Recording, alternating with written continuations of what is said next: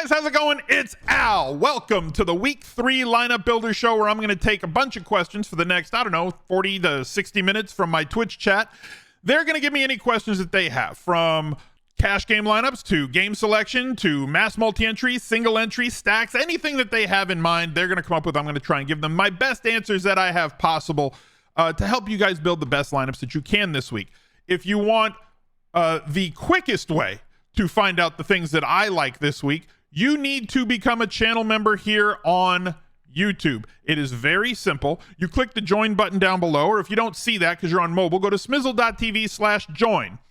It's $5 a month. Then you head over to Discord and you become linked with your Discord. There's instructions in there on how to do it.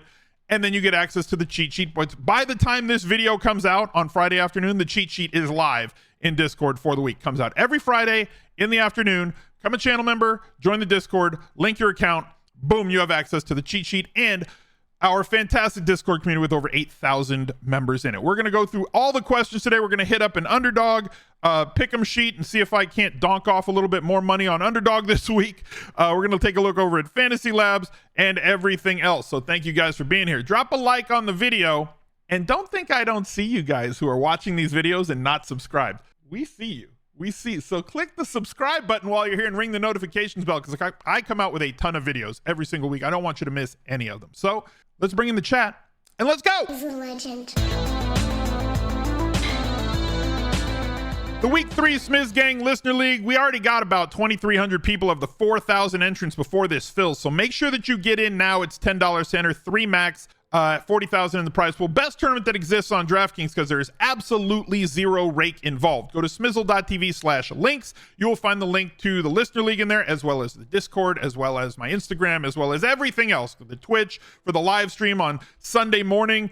Everything is in the link tree. Smizzle.tv/links will take you there, and I'll shout out the winners on the Fantasy Football channel with the recap video next Monday. So make sure that you get in there. Let's bring in the chat, see what they have to ask me today. I see producer Rosie in the chat today. Osborne or Reynolds for cash games? I would prefer Reynolds for cash. Osborne's fine for tournaments, and here's kind of why. Okay, here is why I prefer them, because at wide receiver, when it comes to cash games, we're looking to stack as much projectable and predictable volume as possible, and we are eschewing anything that has to do with percentage owned. I don't care about percentage owned, like, at all, when it comes to cash games. All I care about is projectable targets. How can I get the most volume possible into my lineup with 50K? So looking down at the players that are super cheap, like one that's going to run a lot of routes, going to play a lot of snaps, going to be on the field a ton, is Tank Dell, 3,600. You know about him. I think that there's going to be value at running back. If the mods can start doing the polls, so that we can get into figuring out what chat thinks the 4 key players are for cash games, that would be great. Jerome Ford, bad matchup, great price, 4,800, and going to get a ton of volume. Yes, I know Kareem Hunt's there, but no, I don't think Kareem Hunt is going to walk off the street and get 20 opportunities in week 1 of him being on the Browns for the second time. So Ford is still going to get the lion's share of the snaps and touches. Does have talent in the pass game. He was supposed to be their third down back behind Nick Chubb. I think that they're going to have to pass to beat Tennessee. He'll get enough volume on the ground to be suitable to get you a few points, but his real value here is that he should be able to get 4 to 6 targets in this game with as many snaps as he's going to play. At quarterback, there's a lot up in the air at quarterback. I tend to want to get a running quarterback because they do have a higher floor. Richardson not practicing on Friday, which pretty much means he is not going to play this weekend, which means that we have another value option in Gardner Minshew at 5,100. I don't hate this one. I really don't. I think that Gardner Minshew is viable for cash if he is the starter. I really do at 5,100 because of everything else that he's going to open up for you. Very possible, Pat, like a floor of probably like 11 or 12 and a ceiling of probably around 22. So like very safe for cash, as opposed to spending up for somebody like Cousins, who I think is going to be extremely popular in cash because he kind of fits. So you've got Minshew Mania if you wanted to go attack that. I'll leave quarterback open for now. Let chat decide that one. At tight end, you have a poo-poo platter of players of 3,500 to 2,900 to choose from. Zach Ertz, tons of targets. Like, you see what we're going after here? We target targets in cash games. So when you're looking at the two guys that you said, we're going to start with Reynolds. We'll put him in the lineup. And then the second guy that you mentioned was Osborne.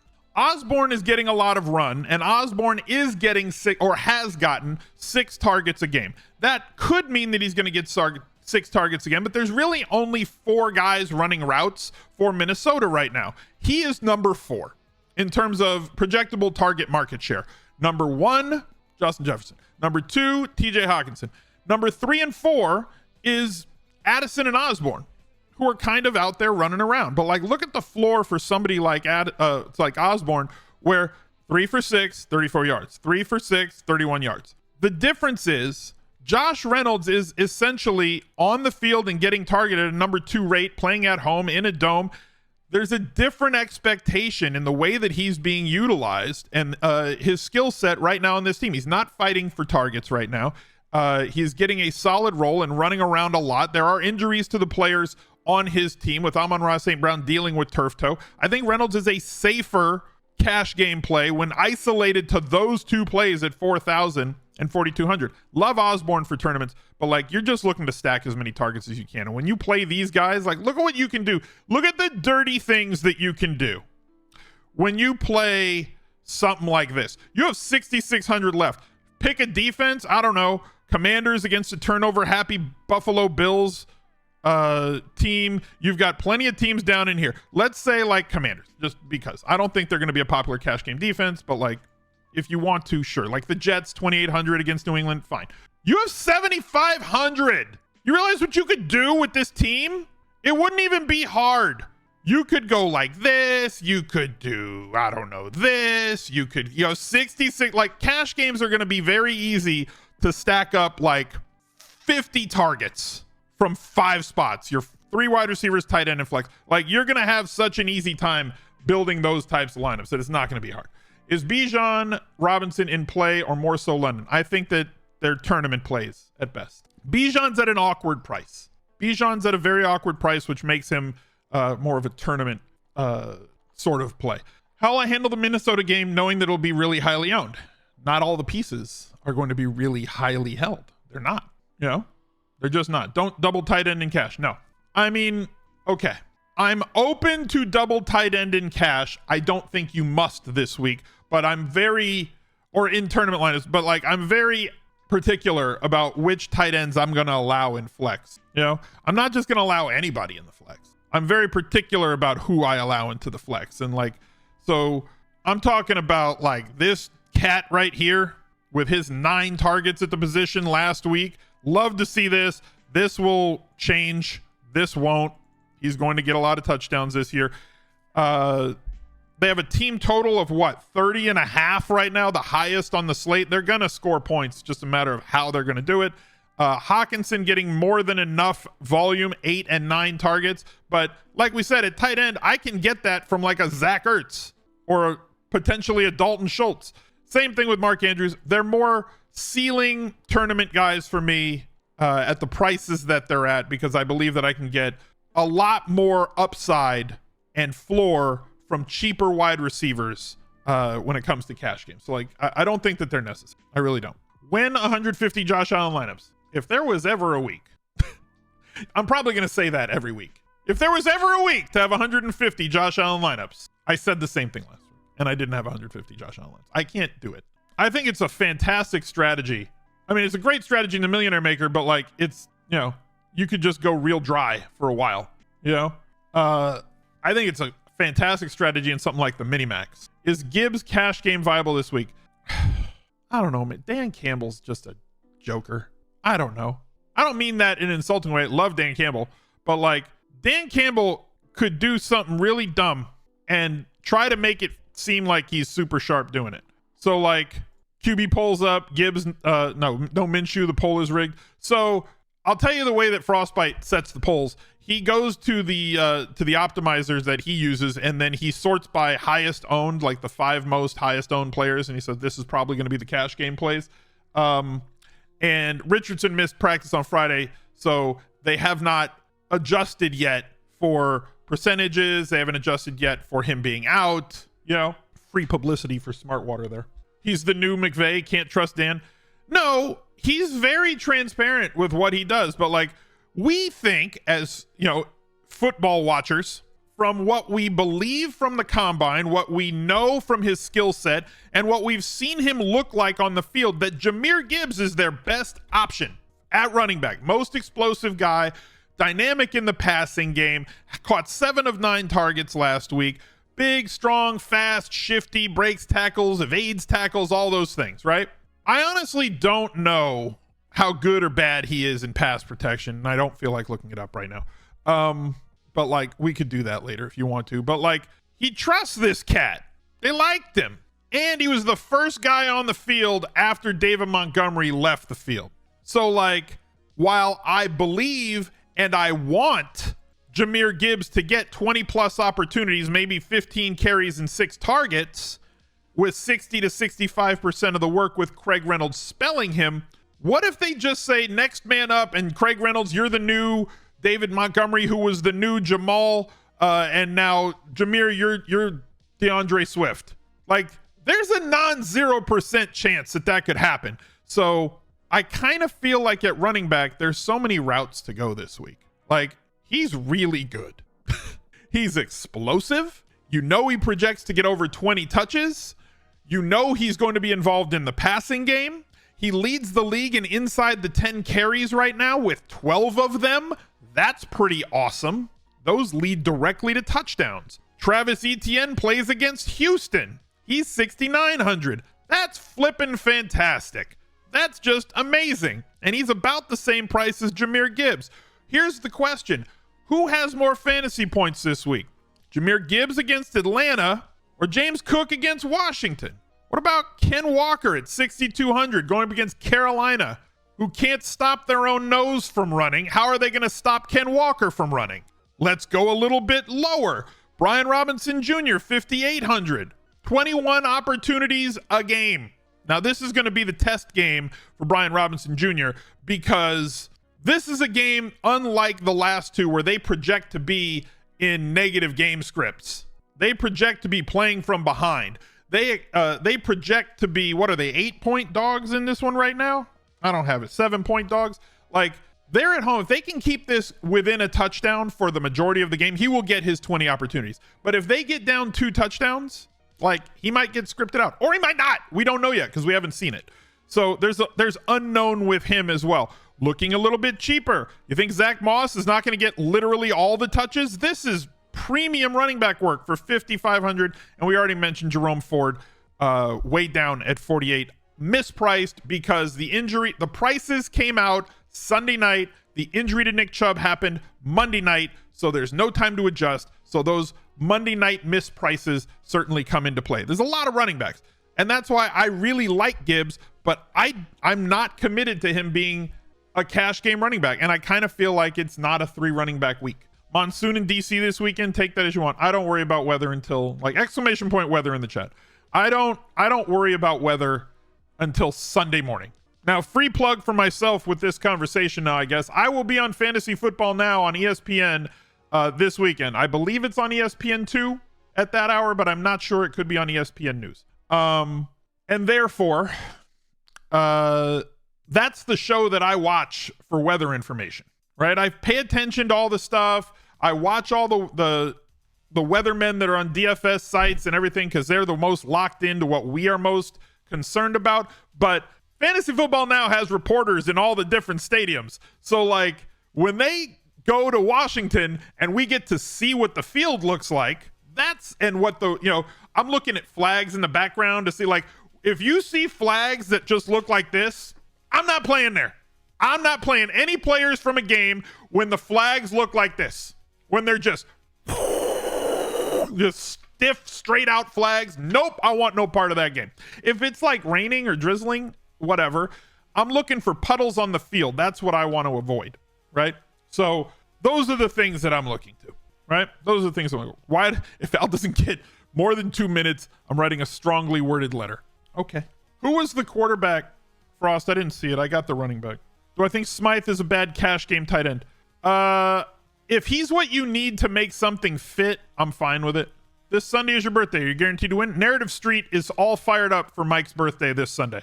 Mike's going to take down, well, he's not going to take down the Millionaire Maker because he personally says he sucks at Classic, so he doesn't play it. But he'll probably take down Showdown on Sunday night.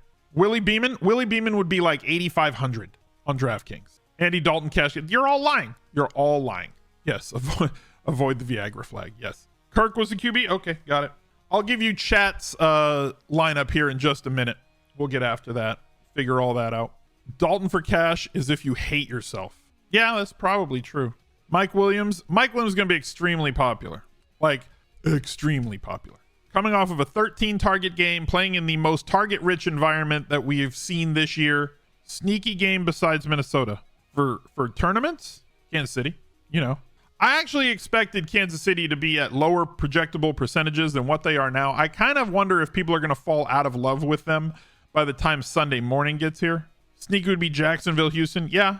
Miami's your favorite sneaky. Solid. So I kind of look to target the highest totaled games whenever possible, right? Like that's a thing that I'm always looking to do. So it's not, people act like there's like all these different secrets. Oh, these guys, they have these secrets. There's secret algorithms and all the silly thing. They don't tell it to us. It's like, guys, I sit here and talk for like an hour. I'm absolutely not hiding anything from you, and I never have. I have a 12-year history and like of doing just that. And honestly, it's very simple. If you head over to Fantasy Labs, this is a free page. Okay? Absolutely free page. You go to Fantasy Labs, you hover over NFL, you slide on down here to Vegas. This is a free page. Anybody can view it. So you head over here and they have the lines and how they've moved. This is where the lines opened. This is where the lines are right now. They show you the difference. They show you how much money has been bet on one side versus the other for everything, for the spread, for the over under. They have the team totals. Here's what you do. Watch this. Live, implied live team totals. Here, well, wrong direction. Don't stack the teams that have low team totals. Teams you should probably be looking at: Kansas City, Dallas, Minnesota, Miami. Theirs was 27 last night. Jaguars at 26.5. Chargers at 26.5. Anything that's 24.5 or higher is a good stackable team.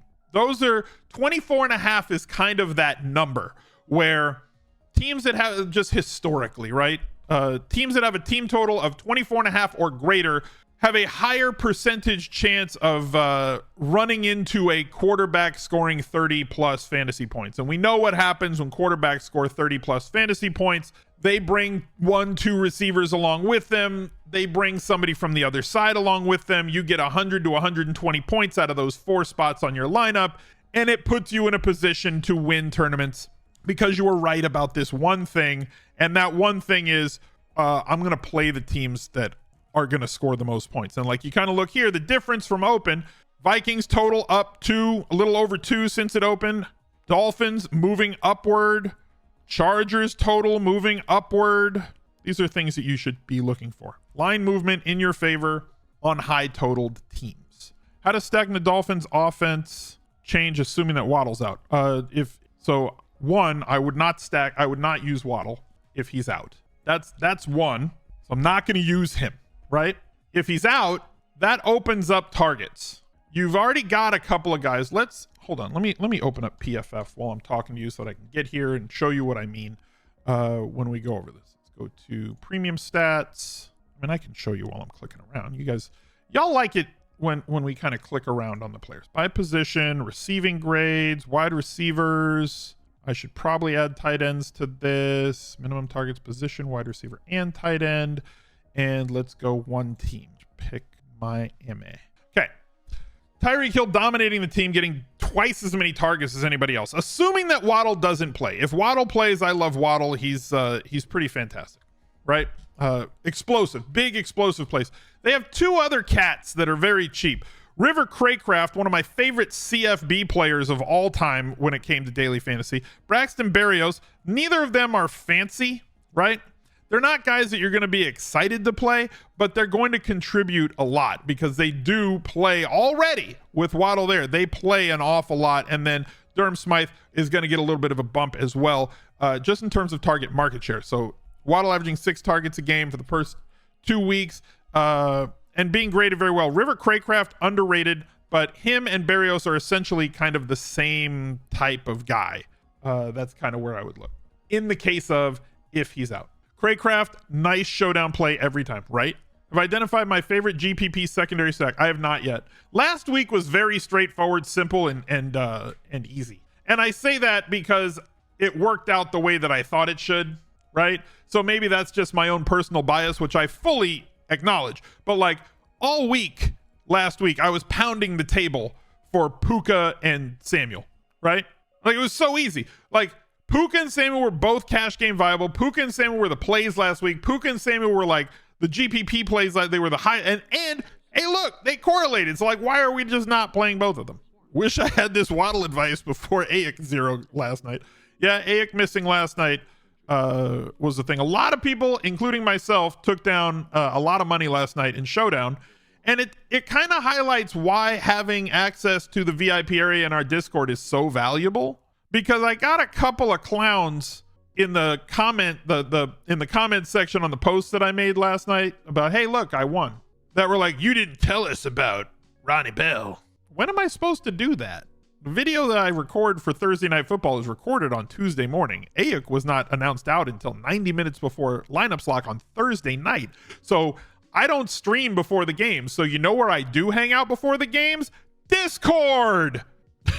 And there was a whole conversation about who is Ronnie Bell? Why are we interested in him? Why are we playing him tonight? He only projects to get like 3 or 4 fantasy points. And there was a whole discussion wrapped around this about why is that interesting? Why does it make sense? What is the point? And look, Showdown is event-based. It's almost like baseball, where like a home run changes everything. Touchdown changes everything.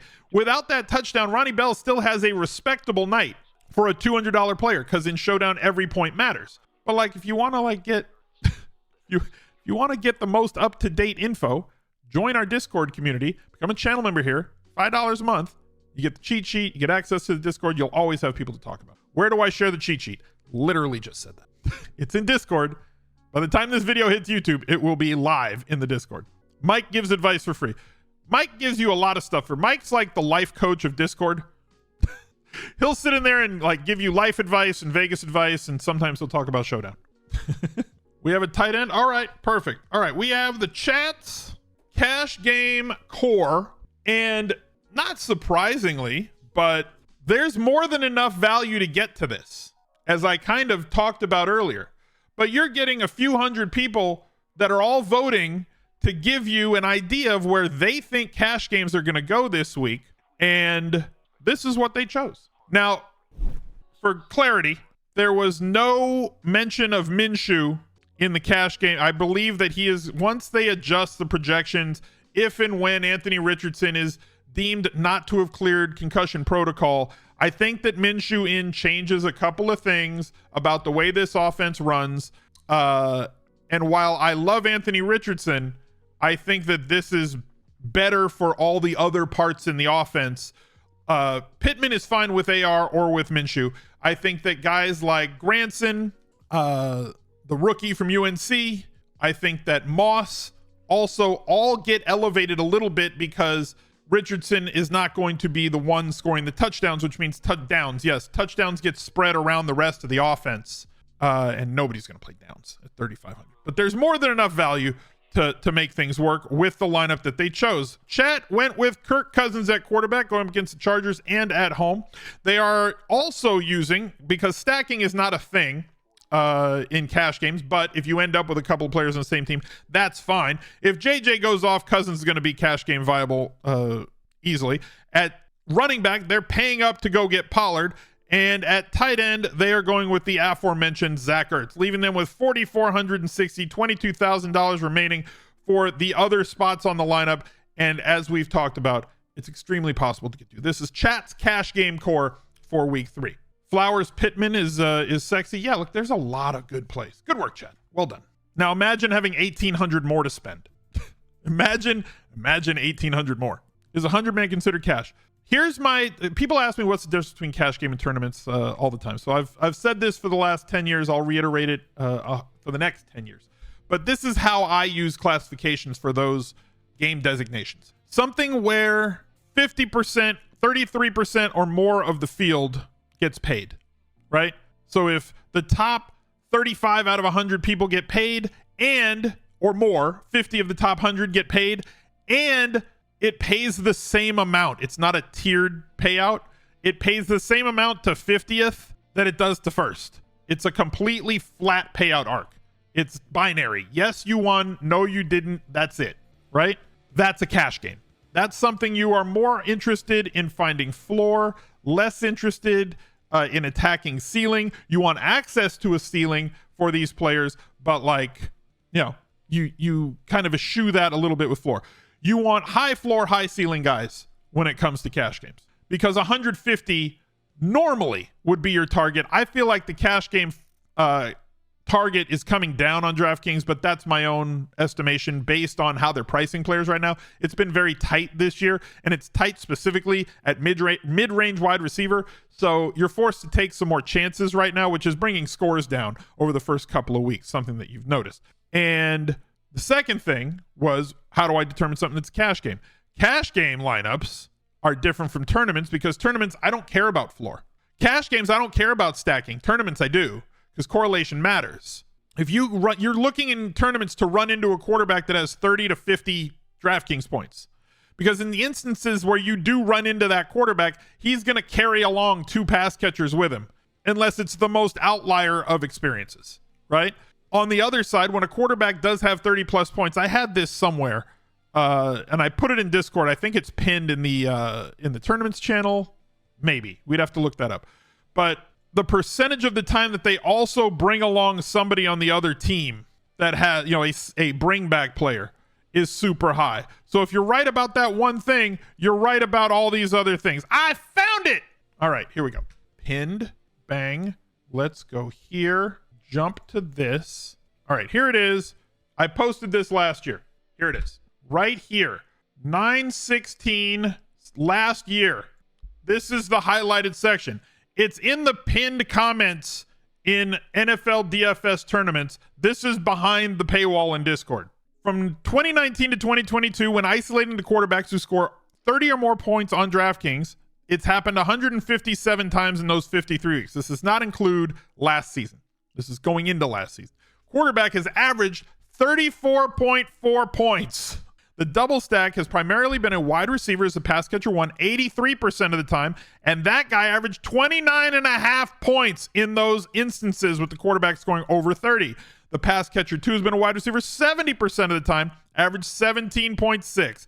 Average of 81.5. Average when the quarterback gets over 30 DraftKings points. The bring back player has averaged 24.6 points, has been a running back 34% of the time, wide receiver 54% of the time, tight end 10, what is this, tight end 10, 8% of the time. There's the numbers. So like double stack with a bring back, the last 3 years, and this included last year as well, happened about 3 times a week, average 106 points for those 4 players. So we are isolating to try and get a 30-point plus game on DraftKings from the quarterbacks that we roster. That's it. Tournaments are that simple. Break it down to that. Are you rostering a quarterback who has a path to 30%? Or sorry, to 30 points? If yes, stack him with 2 guys that are catching passes. Also, target a guy coming back on the other side. Do that over and over and over and over. Because, you know, hitting a parlay card for a 9-team parlay is very difficult. Okay? Hitting a 9-team parlay, extremely difficult. That's what a lineup is. It's a 9-team parlay card, right? So we're isolating to having a quarterback that can have a 30-point fantasy day. Because in the case that he has that, we're knocking out 3 other spots on the card. So we're getting a 4-for-1 with double stack bringback. And then I prefer to use a secondary stack, which is a 2 correlating players without a quarterback involved. So last week, for example, Deebo Samuel, Puka, I had in like 35% of my lineup. Where was that post in Discord? In the tournament channel, it's the pinned post. Go to tournament channel, click the pin on top of the screen. Secondary stack would be point total and remaining. It depends. Sometimes the secondary stack is something that can provide you value. The point is that it's a push and pull situation. So like if Deebo has a big day, then Puka is probably going to have a path to a big day. If Puka has a big day, Deebo has a path to a big day. If Tank Dell has a big day. Travis Etienne and that other offense probably also had a big day. Or Ingram or Kirk or Ridley. Is a lot of mouths to feed on Jacksonville. But it's a non-quarterback, two correlated players that are playing against one another. And then you're just looking to fill out the lineup with the most points that you possibly can. In cash, do I have a preference for the Chiefs against Fields or Ravens against Minshew? On defense, I don't know. I don't zero in on defense unless it's like hyper obvious that something's wrong. Like, I'll go with the best defense that fits. But my typical defensive philosophy, again, everything I do is very straightforward and simple, I think. I don't think there's like secret sauce. And maybe the stuff I think is simple is the secret sauce, and just it never occurs to people until you mention it, and then like, oh yeah, it does kind of make sense. I want to target a defense, and I don't care what price they are. I want to target a defense that is going to be playing against an offense that's going to drop back a lot, 35, 40, 45 times. Because the easiest way to score defensive fantasy points is on dropbacks. Yeah, you could get fumbles if they run the ball, but like, I don't want to play defense against Atlanta, right? They just don't throw the ball a whole lot. As bad as I think Ritter looks right now, they just don't throw it. They run it 45 freaking times a game. And if they could, they would run it 55 and not throw it ever. If they average 5 yards a run, they're never throwing the ball. So with that being the case, we're looking at teams that drop back. If you do that, you will have more chances to score points. So like Buffalo's going to drop back a lot. The Commanders are 2,400. New England on the road should have to drop back and throw it, and the Jets do a good job of pressuring the quarter. That's the other side of it, right? You don't want to have an anemic pass rush going against a team that throws it a lot. You want a team that can get to the quarterback and pressure, and also has a quarterback that drops back a lot. Seattle at home against Carolina. Chat just said that Bryce Young not going to play. Is the cheat sheet available to new subscribers? The cheat sheet is available to all Twitch subscribers and YouTube channel members. Takes about an hour for Discord to link. Once you go through the steps in Discord, it takes about an hour for Discord to verify your perms and change your name. If you are subbed on Twitch, your name will turn blue when that is correct, when that is verified by Discord. If your name is red, if you're on YouTube, your name will turn red when Discord has done it. What's the best source to find that info? What info? QB pressures? Chat is just streaming news. Is all this like, I don't see it on Twitter. Like, is like, I've got Twitter down here. I've got chat up here. So when I'm looking down here, I'm kind of watching my Twitter feed on TweetDeck, and I don't see any of this news that you guys are saying yet, but I'll look it up. We're in a RSS view. Underdog just sent it. There we go. That's what I'm looking for. Let me bring that up real quick. And that'll actually end up being a really nice segue into building a pick'em. See how I think on my feet, chat? Underdog. There's no H in Underdog. Underdog NFL. Let's go check this out. Gardner Minshew to start at quarterback for the Colts in week 3. Richardson ruled out. Optimistic about a return in week 4. He just got a headache. He'll be fine. He's got a concussion. He's not out of protocol yet. Y'all know who this is, right? If you don't, figure it out. Cordell Patterson, questionable. Sure. Curtis Samuel, questionable. That is interesting if you're stacking Washington. Logan Thomas. I kind of like it when there's a lot of pass catchers that are out because it consolidates the targets around people. Sneaky Washington stacks if the weather permits, because chat's going to tell me that it's raining, and so are the reply guys. You don't need to type that it's going to be raining in Washington. Don't type it. Watching you. Andy Dalton named Panthers starting QB for week 3 because Bryce Young with his ankle is officially ruled out. Jalen Waddle concussion protocol, but practicing Friday. What? Is he just riding a bike? David Montgomery, not there. We figured that much out. Okay. So things are going to change. Yeah, McLaurin and Dotson. We got Dotson here. Let's go over to Underdog Fantasy. And if you have not, why are these marked? These are from the other day. No. If you have not claimed your $100 free over on Underdog Fantasy yet, why not? There's like $100 just waiting for you. Just use promo code ALSMIZZLE, ALSMIZZLE, all one word. Squish it together. And you get up to $100 deposit bonus on your first deposit to the site. So if you're new, you get that. Let's do some silly correlation. Everybody wants to play the Chargers in Minnesota, and rightfully so. So let's play that game. Let's say I'm going to go higher receptions or receiving yards. I'm going to go high. Lowers or sharper. I'm just going to play the highers. Everybody's on Mike Williams this week and go higher than that too. Why can't they be submitted? Oh, because I'm not done yet. I'm not done yet, Mr. Dog. Dicker the kicker. We're going to not do that. And let's go with Justin Jefferson's going to have a touchdown. There we go. We're going to do that. We're going to play this for $100. Boom. 4 correct pays $1,000. submit. I'm a donkey, but here are my underdog picks. If you wanted to be sharper, head over to Unabated Sports.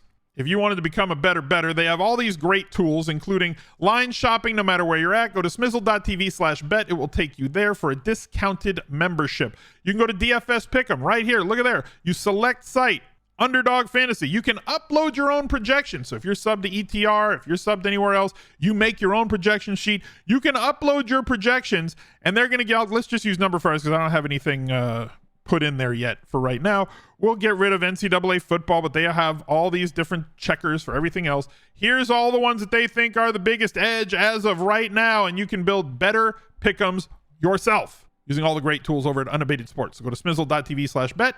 Go check them out, especially if you're in a sports betting state. It's going to be raining in Maryland. Fair. Exclamation point weather in the chat. Do I get the spicy pick'ems? What are the spicy pick'ems? What are those? They're spicy ones? Like Thai spicy or like Mexican spicy? Because I can handle Mexican spicy. Thai spicy, I got to get like a 2. Odds booster. Oh, okay. I think I've filled those out on the other ones, like the 10K one that they have for like Tyreek Hill this weekend. Jacksonville and ETN projected at under 10%.